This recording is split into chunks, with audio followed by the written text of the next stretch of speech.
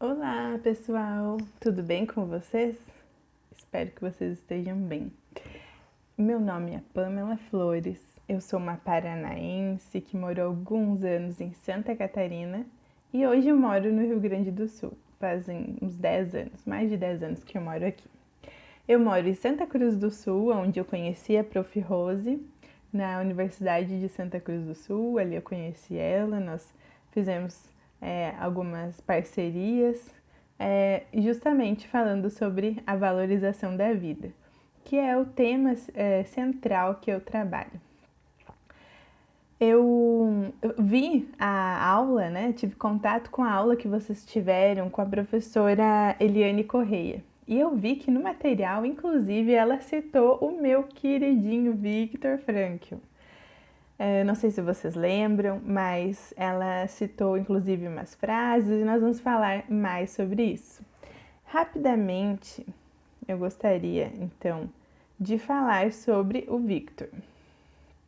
E lembrando que hoje nós vamos falar sobre a pandemia, em alguns aspectos, sobre o sofrimento humano e sobre o sentido da vida. Vamos lá. Os slides, eu deixei disponível para a professora Rose e eu acho que vocês têm acesso a eles também. Então, vocês podem acompanhar pelos slides também. Viktor Frankl, ele nasceu em 1905 e morreu em 1997. Ele era um psiquiatra vienense, ele viveu o fim da sua infância e o início da sua adolescência, a Primeira Guerra Mundial.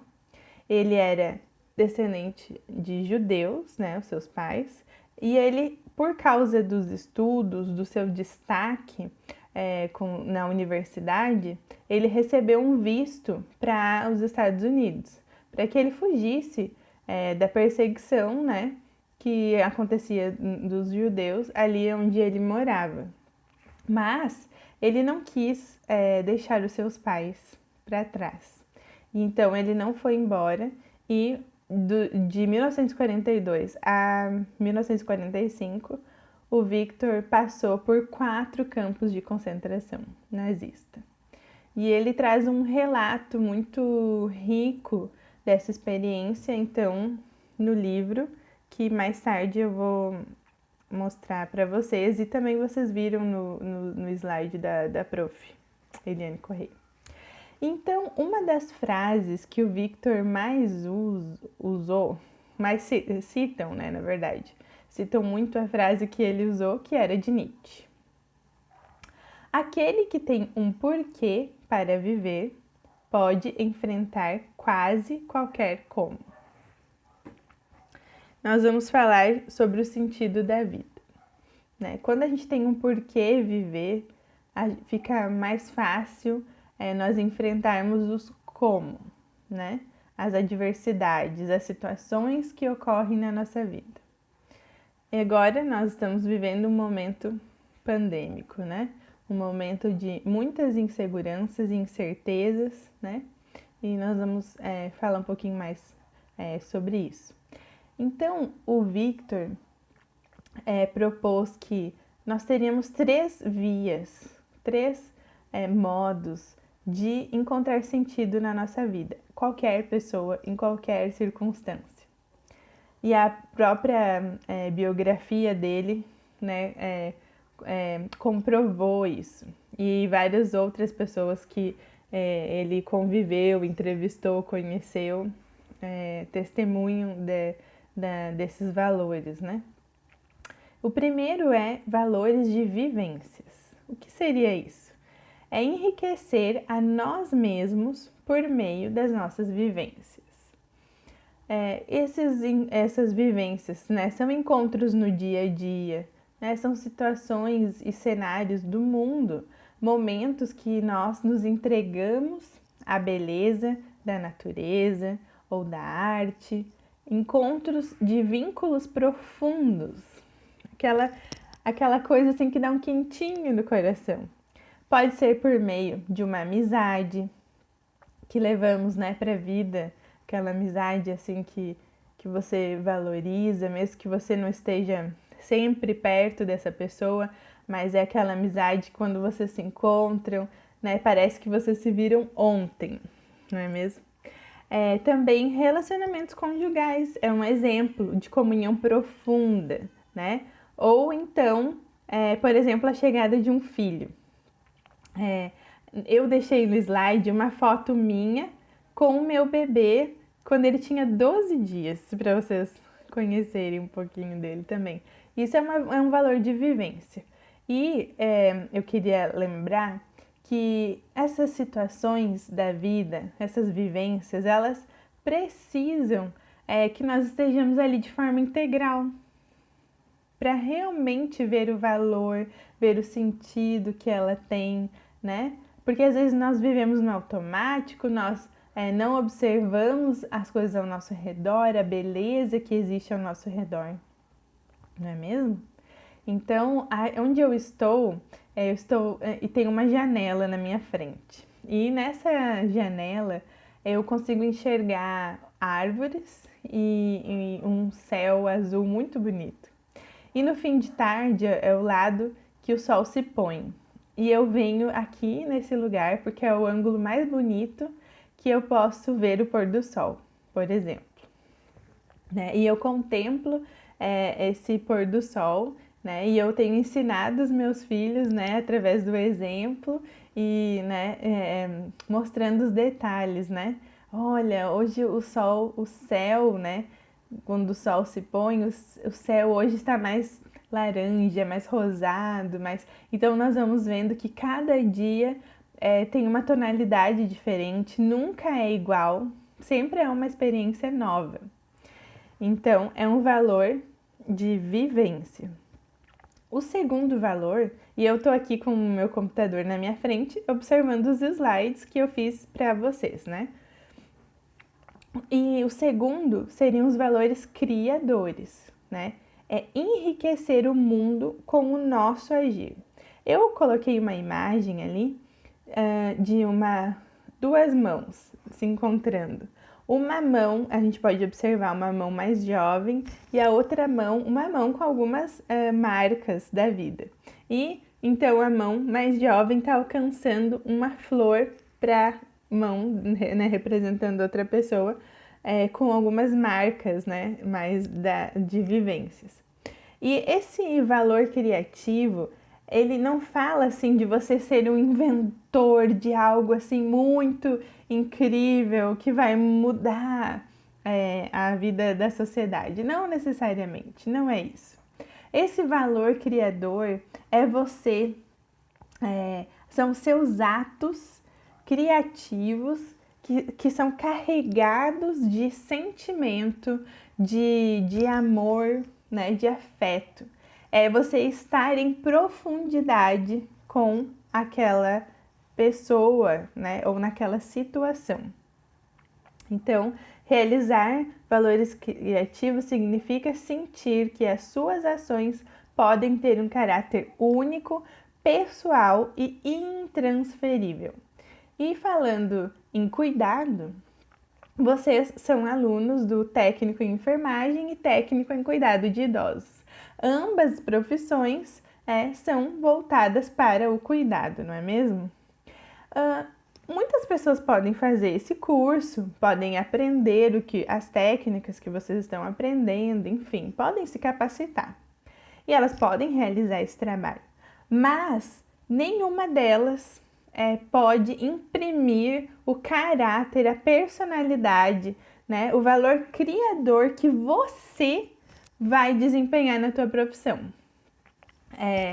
Por exemplo, poderão haver e há muitas psicólogas, muitas palestrantes, né? Mas nenhuma é eu, não é mesmo? Né? Eu sou eu tenho essas características, eu tenho esse tom de voz, eu tenho a minha expressão e eu tenho o carinho e a marca que eu vou deixar com o meu trabalho. Porque às vezes a gente se desmotiva de fazer algo pensando, quantas pessoas já fazem, né? Quantas pessoas gravam vídeo? Quantas pessoas fazem curso disso ou daquilo, o mercado está saturado, eu vou ser mais uma na multidão? Não, não mesmo. Ou nós também pensamos, por que eu vou fazer o meu trabalho com tanto empenho se eu não vou ser valorizada, se eu não vou receber um salário adequado, compatível com o meu empenho, com o meu esforço? Bom, realmente, pode ser que de forma monetária você não venha a ser valorizada como valorizado, como você gostaria, né? E isso é uma outra questão a se pensar. Mas podemos pensar que nós estamos realizando o sentido da nossa vida quando nós fazemos aquilo que nós amamos. E as recompensas que podem vir através dessa realização do sentido não tem preço. Vocês já devem ter necessitado do cuidado de alguém. Em algum momento da sua vida, nem que seja na sua infância, você necessitou do cuidado de alguém, né? Você sobreviveu, você está aqui, porque quando você era um bebê, alguém decidiu cuidar de você. Pode ter sido seu pai, sua mãe, sua avó, sua tia. Alguém investiu na tua vida e te cuidou. E você cresceu e você precisou de cuidados, enfim, inúmeros, né? E quando a gente faz uma cirurgia, alguma coisa, fica internado, né? Tem outras pessoas lá te cuidando. São profissionais, né? Muitas vezes, né, uniformizados, né? Você pode olhar e não prestar atenção, mas sempre tem aquela pessoa que faz algo diferente, que toca a nossa vida de uma forma diferente, né? Eu lembro que eu fiz uma cirurgia e eu lembro muito de uma técnica de enfermagem que fazia parte do turno da noite, da madrugada.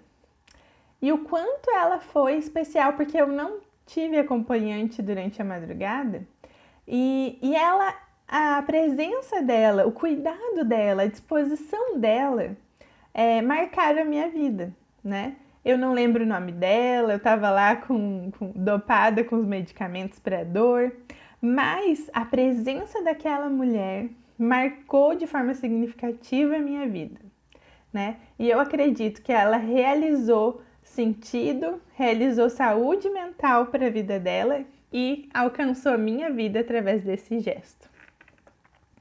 O Victor usa o exemplo de uma pessoa que está andando no ônibus e aí ela, neste momento que ela está ali no ônibus, está acontecendo o pôr do sol.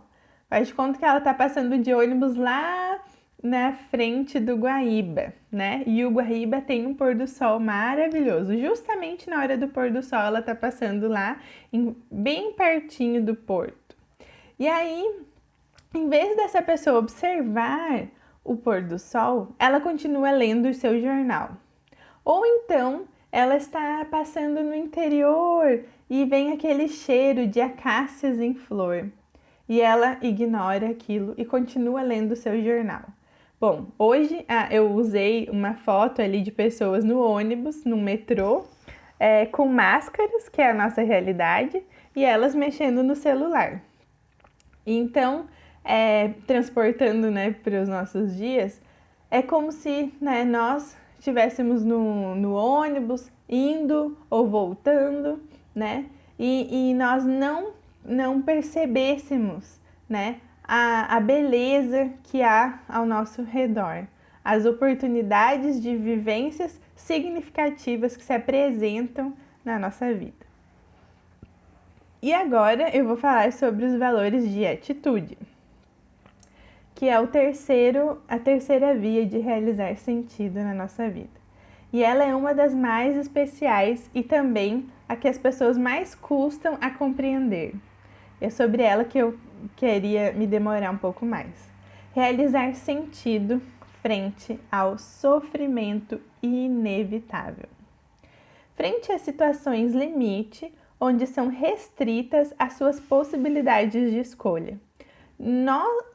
Quando não temos liberdade de escolher, né? Por exemplo, nós não temos a liberdade de escolher a família em que nós nascemos.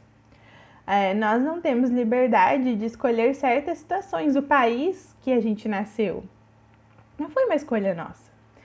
né? O Viktor Frankl não escolheu nascer judeu em uma Europa que estava em ebulição com o antissemitismo, tendo ocorrido o Holocausto nos campos de concentração. Não foi uma escolha dele ter nascido nesse ambiente, mas ele teve a liberdade para decidir a cada dia como ele iria passar e se posicionar frente à realidade que o cercava.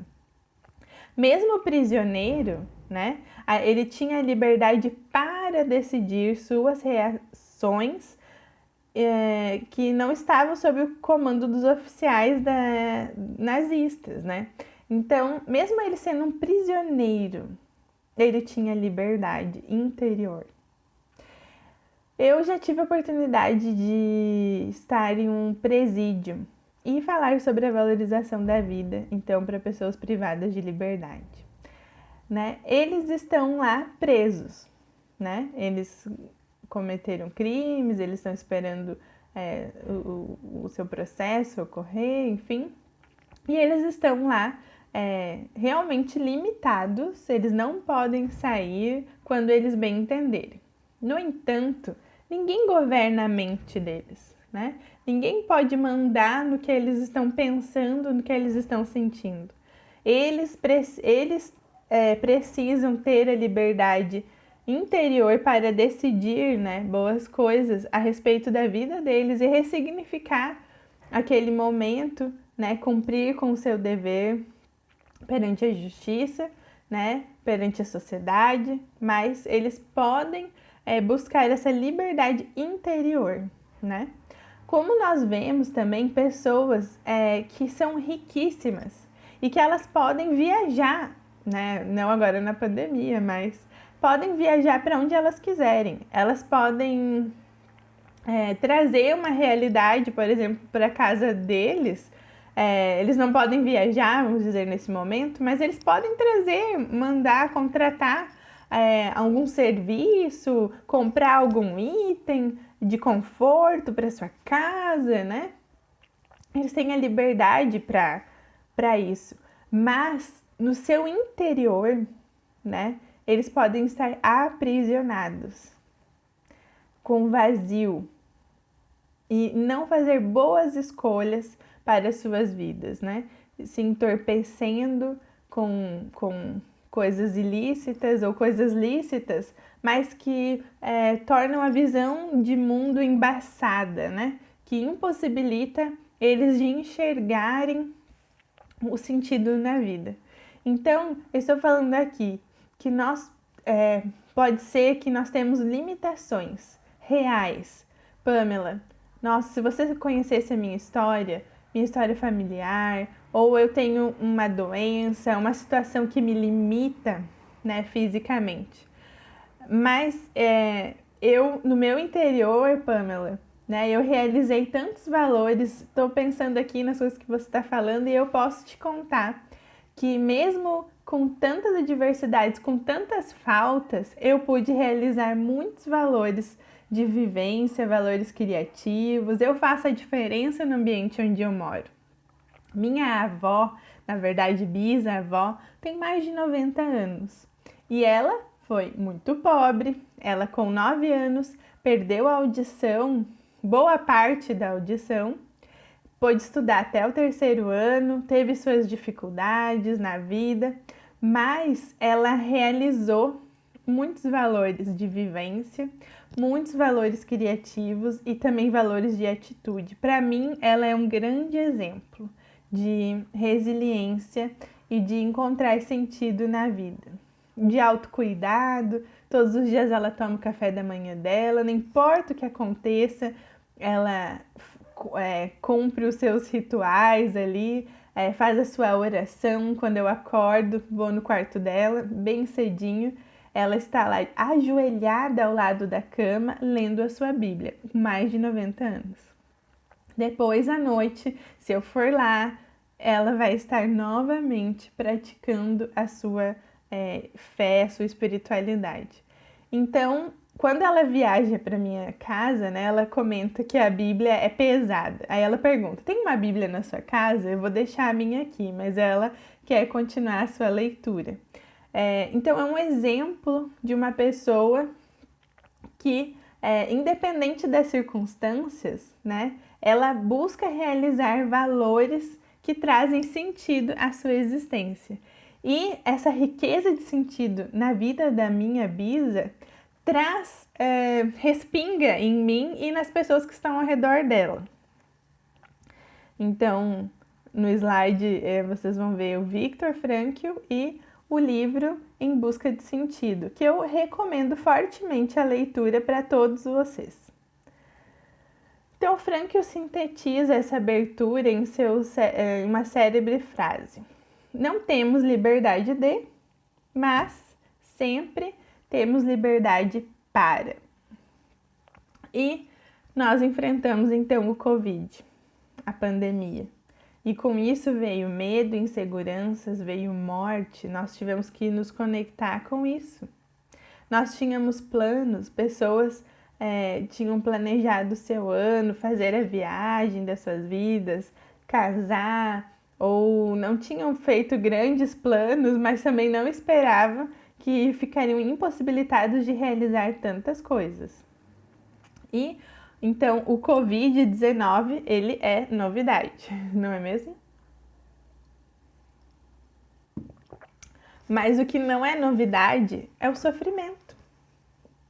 O sofrimento humano não é novidade. Se você conversar ou se você estudar a história, né, nós já tivemos outras situações a nível mundial, né, a nível do nosso continente, a nível do nosso Brasil, ou a nível familiar. Né? Nossos familiares podem contar, ou até mesmo nós vivemos situações particulares de muito sofrimento. E eu peguei emprestado o poema de um senhor muito simpático ali. Na imagem que eu tirei dele, ele tá com uma carinha muito simpática. E ele escreveu esse poema em 1942. O nome dele é Carlos Drummond de Andrade. E o título do poema é José. Vou tomar mais uma aguinha aqui. Que eu quero compartilhar com vocês esse poema. José. E agora, José? A festa acabou, a luz apagou, o povo sumiu, a noite esfriou. E agora, José? E agora você? Você que é sem nome, que zomba dos outros, que faz versos, que ama, que protesta. E agora, José? Está sem mulher, está sem discurso, está sem carinho, já não pode beber, já não pode fumar, cuspir já não pode, a noite esfriou, o dia não veio, o bonde não veio, o riso não veio a utopia, e tudo acabou, e tudo fugiu, e tudo mofou. E agora, José? E agora, José? Sua doce palavra, seu instante de febre, sua gula e jejum, sua biblioteca, sua lavra de ouro, seu terno de vidro, sua incoerência, seu ódio. E agora? Com a chave na mão, quer abrir a porta, mas não existe porta. Quer morrer no mar, mas o mar secou. Quer ir para Minas, mas Minas não há mais. José, e agora? E se você gritasse? E se você gemesse? Se você cantasse a valsa vienense? Se você dormisse? Se você cansasse? Se você morresse? Mas você não morre, você é duro, José. Sozinho no escuro, qual bicho do mato, sem teogonia, sem parede nua para se escorar, sem cavalo preto para fugir a galope. Sem marcha, você marcha, José. José, para onde? Esse é o poema, então, de Carlos Drummond. E esse poema fala sobre sofrimento, sobre ausência, sobre querer e não poder, não é mesmo? 1942. E esse poema, então, é super atual porque nós vivemos um momento de querer e não poder, e não só agora na pandemia. O sofrimento, ele faz parte do viver, né? Então, eu vou deixar mais uma frase de Victor aqui.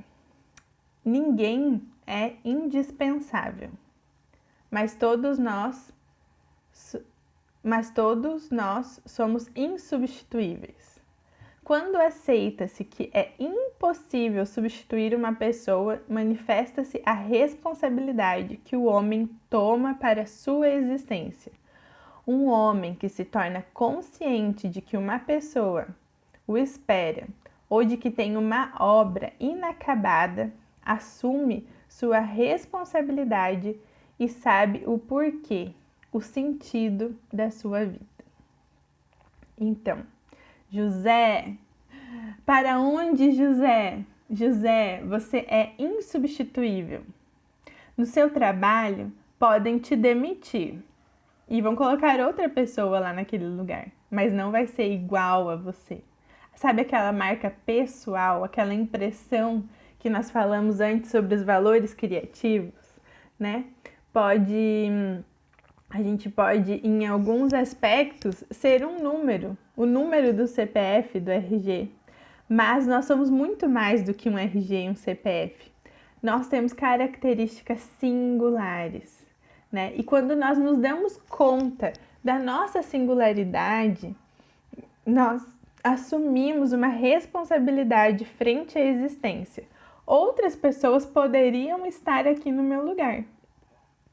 Com certeza, certamente existem pessoas muito legais, incríveis que poderiam estar aqui nessa aula com vocês. Mas não seria eu, seria outra pessoa. Eu tenho uma obra inacabada. Eu tenho uma missão que eu preciso cumprir. Você tem uma missão a cumprir, uma obra inacabada. Você tem um potencial de realização, independente da circunstância que você possa estar vivendo. E agora eu quero trazer um breve relato pessoal, uma experiência, né? Vocês estão aqui me vendo, né? Mãe, casada, né? Tenho 2 filhinhos, sou estudante, palestrante e sou muito realizada, assim, amo a vida, faço voluntariado e sempre que eu posso, quero manifestar os meus valores de vivência, meus valores criativos, especialmente meus valores de atitude. Quando eu tinha 15 e 16 anos, eu achei que a vida não tinha sentido. Sim, com 15 e 16 anos, eu achei que eu não ia dar conta de viver e não encontrei na vida motivação para seguir adiante. Um processo de adoecimento muito grande, muitas circunstâncias, muitas dores, muitos sofrimentos e eu tentei contra a minha própria vida, né? Eu sou uma sobrevivente de mim mesma, o termo técnico, sou uma sobrevivente de mim mesma. Eu fui salva e eu pude ressignificar a minha história, ressignificar as minhas dores, encontrar sentido na vida, encontrar sentido no sofrimento.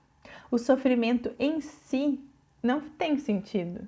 Eu não posso dizer que bom que aquela criança foi abusada, então ela vai poder se fortalecer nessa área. Não, o sofrimento em si não tem sentido. O ideal é que nenhuma criança seja abusada, que nenhum idoso seja abusado, né? Que nenhuma pessoa passe por um sofrimento que poderia ser evitável.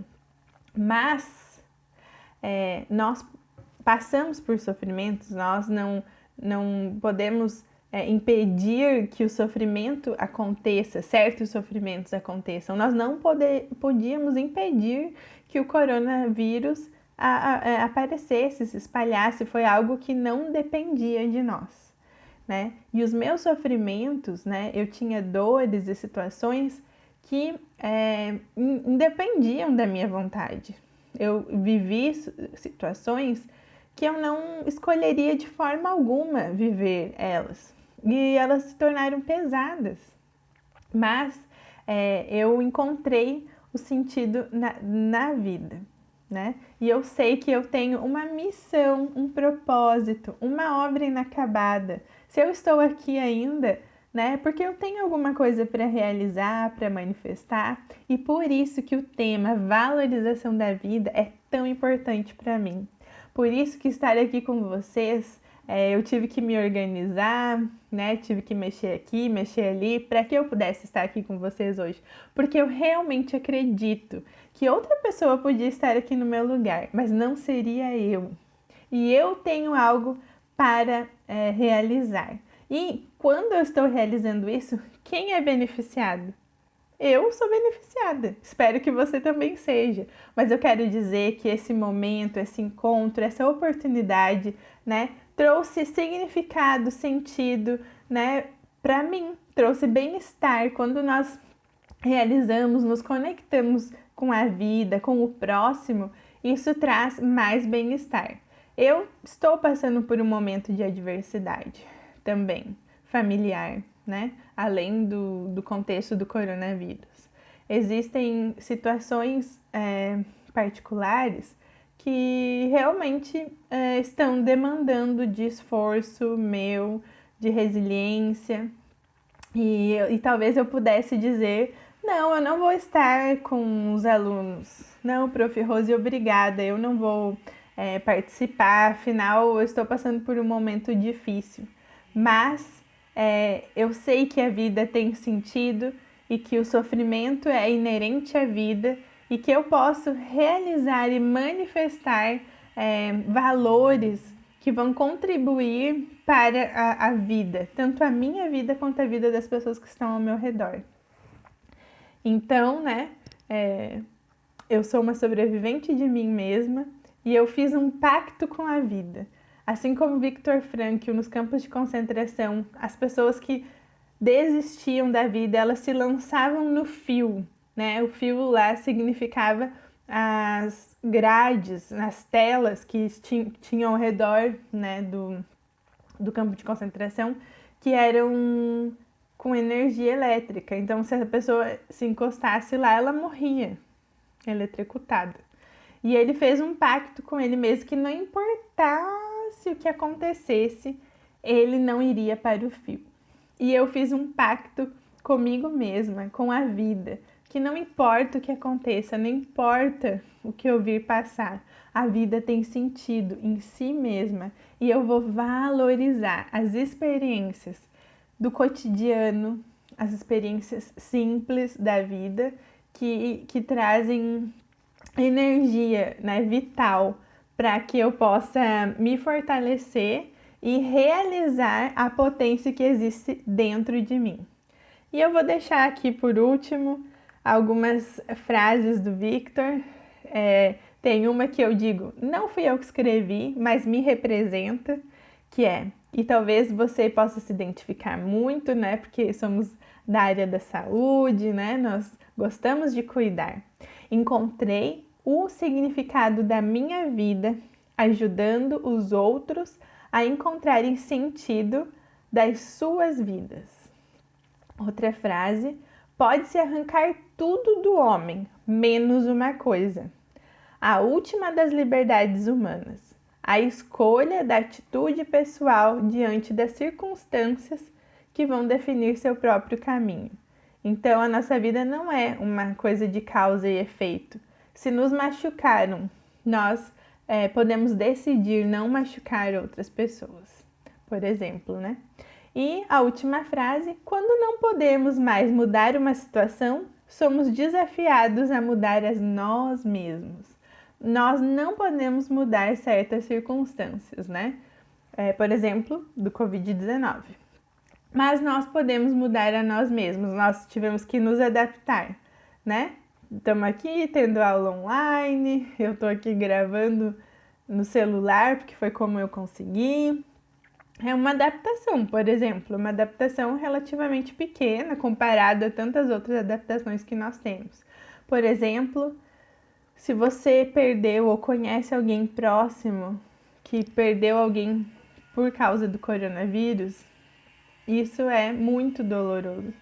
Mas nós podemos decidir, né, ressignificar essa dor, esse sentimento, pensando em valores, né, nas vivências, nos valores criativos, né, pensando nos valores de atitude, que mesmo diante de uma dor, de uma incerteza, ninguém pode roubar a minha liberdade de escolher coisas positivas que vão trazer sentido e vida para mim e para as pessoas que estão ao meu redor.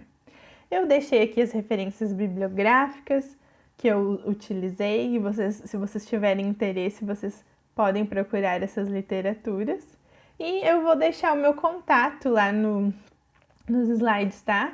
pamela.mastersul@gmail.com. Eu gostaria que, se possível, você me enviasse uma frase, né? Como que você se sentiu ouvindo essa aula? Qual aprendizado que você teve? Ou você pode me procurar pelas redes sociais, no Facebook ou no Instagram, Pamela Cristina Flores, ou A Vida com Sentido. Eu também tenho uma página no Instagram que se chama A Vida com Sentido. E eu posto lá mais materiais, então, sobre o tema. Eu quero agradecer, Prof. Rose, muito obrigada. É sempre muito bom ter uma parceira como você. Obrigado. O trabalho de doutorado da Prof. Rose foi sobre o tema suicídio e o olhar dela em cima do meu trabalho, né, é muito bom, porque é uma mulher que valoriza a vida, é uma pessoa com uma alma boa, né, e uma pessoa que é dedicada em trazer sentido, né, não só para a vida dela, mas para as pessoas que estão ao redor, através da realização dos valores. Então, prof, muito obrigada. Espero que a gente tenha outras oportunidades. Eu quero agradecer cada um de vocês que ficou aqui até o fim, né, ouvindo essa aula. E qualquer dúvida, eu estou à disposição. Um beijo para todos vocês e até mais.